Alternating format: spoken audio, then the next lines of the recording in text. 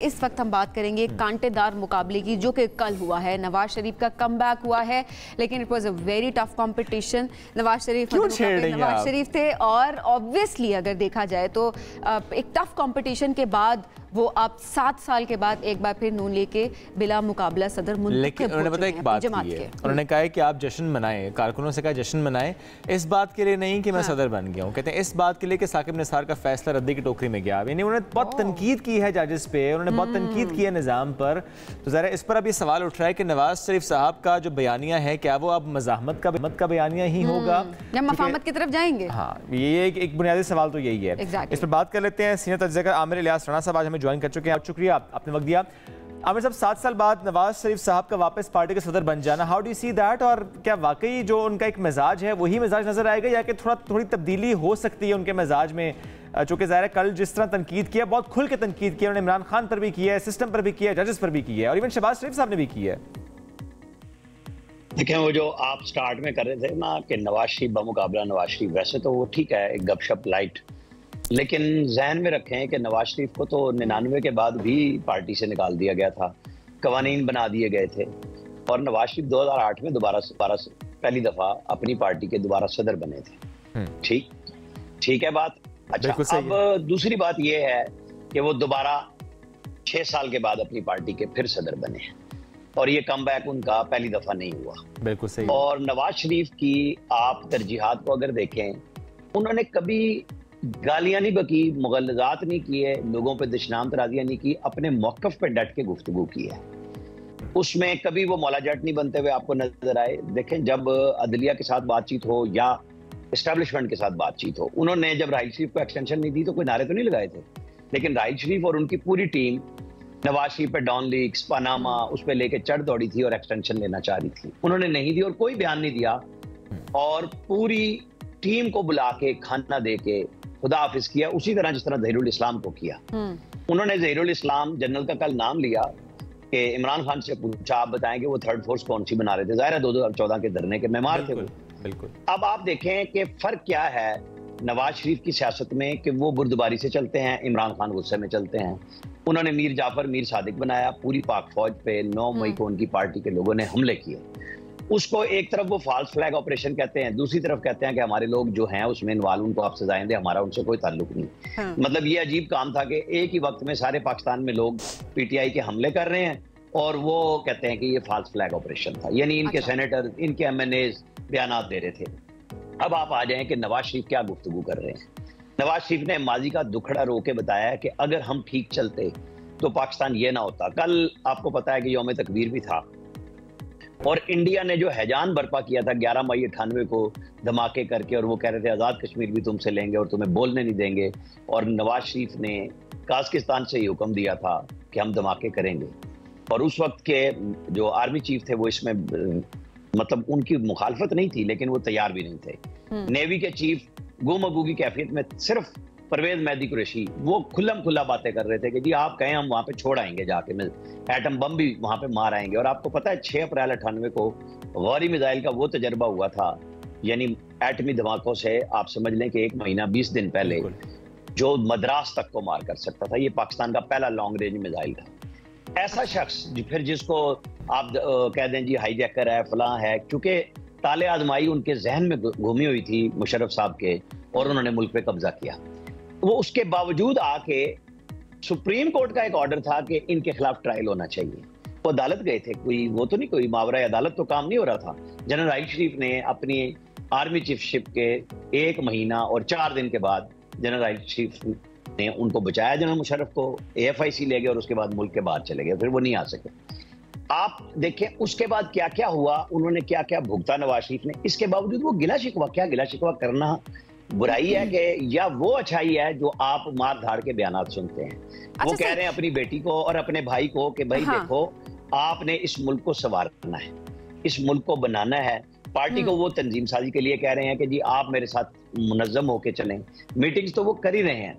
ऐसे में हम उसको ये नहीं कह सकते कि जी सारा कसूर इनका है, और ये जो जिस मिलिट्री ने खुद तस्लीम किया कि हमने अपने आप को पीछे हटाने का फैसला किया, सियासत से हम तायब हुए और जो महात्मा को लाने का तजर्बा था वो उनके गले पड़ा हुआ है। ठीक है आमिर साहब, ठीक है आमिर साहब, एक चीज तो जाहिर है अप्रिशिएट वो तमाम लोग भी कर रहे थे, मैं सोशल मीडिया पे भी देख रही थी कि किस तरह से इमरान खान साहब जब आते थे तो वो किस तरह के नारे लगाकर वो किन अलकाबात से मुखातिब करते थे अपने ओपोनेंट्स को, वो भी देखा। और कल जिस तरह नवाज शरीफ साहब जब गुफ्तगू कर रहे थे तो वो इमरान खान साहब करके बात कर रहे थे। तो this is something that we really need in our politics के। ये बड़ा जरूरी है कि आप एक रिस्पेक्ट का एलिमेंट है उसको बरकरार जरूर रखें, चाहे आप इख्तलाफ राय का इजहार वहां पर कर रहे हो। अच्छा आमिर साहब, ऐसे में अब जाहिर है जो चीज़ आपसे पूछना चाह रहे हैं वो ये है कि अब जाहिर है 6-7 साल के बाद, 6 साल आप बता रहे हैं, 7 साल हमारे पास लिखा हुआ है इस वक्त, अगर पार्टी सदारत उन्होंने दोबारा संभाली है तो ऐसे में नून लीग की पार्टी पॉलिटिक्स उस पर कितना फर्क आएगा? क्या कोई डायनामिक्स चेंज होंगे? क्या कोई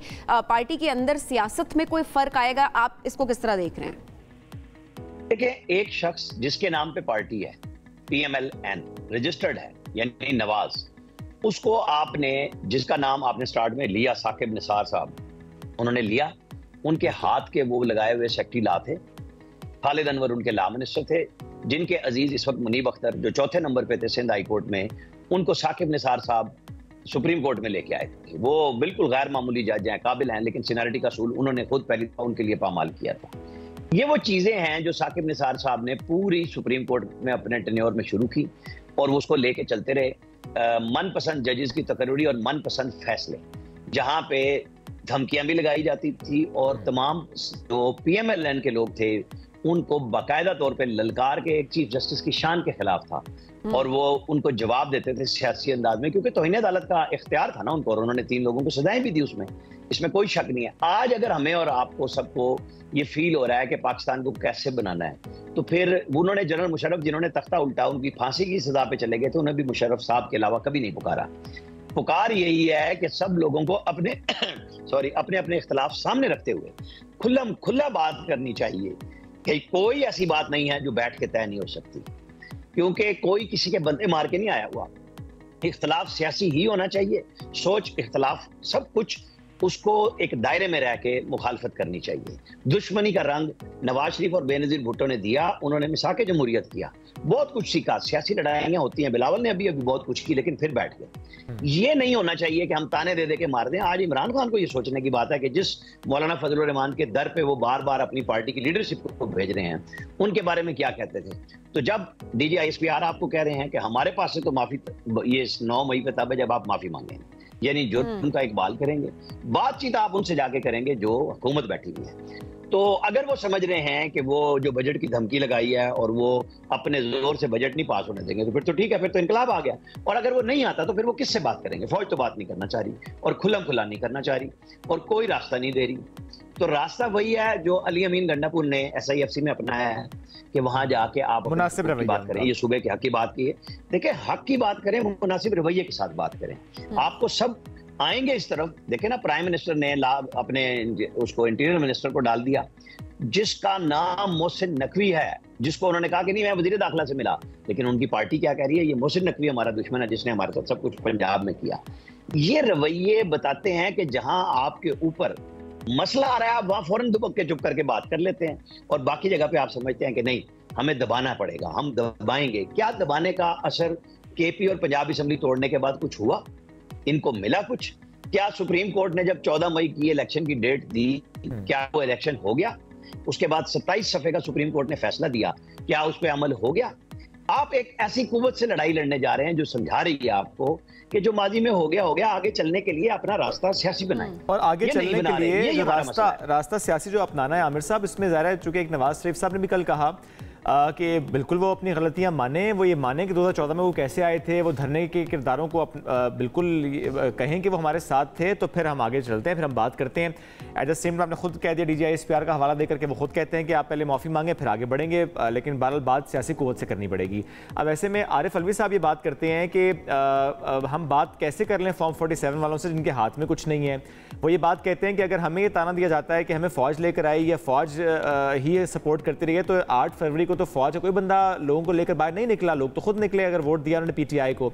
अब ऐसे में लगता तो ये है कि बस दोनों तरफ से बयानबाजियां ही हैं, मामला आगे बढ़ते नजर आ नहीं रहे, क्योंकि अगर एक तरफ से भी कहा जाए पहले माफी मांगो फिर आगे बढ़ेंगे और दूसरे भी ना झुकें, ना माफी मांगे या ऐसा रवैया ना अपनाएं, तो फिर लगता है कि डेडलॉक ही रहेगा, चीजें खराब ही रहेंगी, पाकिस्तान के हक में कुछ नहीं होता नजर आता। आरिफ अलवी 2018 के उन मुस्तफीद शुदा लोगों में हैं जो एमएनए का इलेक्शन जीते, उन्हें आरटीएस में जिताया गया, कराची सारे को जिताया गया। ये इनके लोग घरों में जाके सो गए थे और इनको रात को 2 बजे जब मुस्तफा कमाल के साथ किसी की लड़ाई हुई थी कि जो 4 सीटें देनी थी वो भी नहीं देंगे, तो इनके लोगों को उठा के जिताया गया। ये आप माने कि 2018 में आप मुस्तफीद हुए थे, 2024 में दूसरी पार्टी हुई है, आप उस बात को मान के ओन करें कि ये आपकी गलती थी, आपके बहुत सारे मसले हल हो जाएंगे कि जी हम आइंदा नहीं चाहते कि आपके जरिए हम जीत के आए। ये बहुत अहम बात है। हर दौर में मानना मेरा ख्याल है सबको चाहिए। 2018 की बात है, फिर 2024 की बात है। आमिर साहब बहुत शुक्रिया।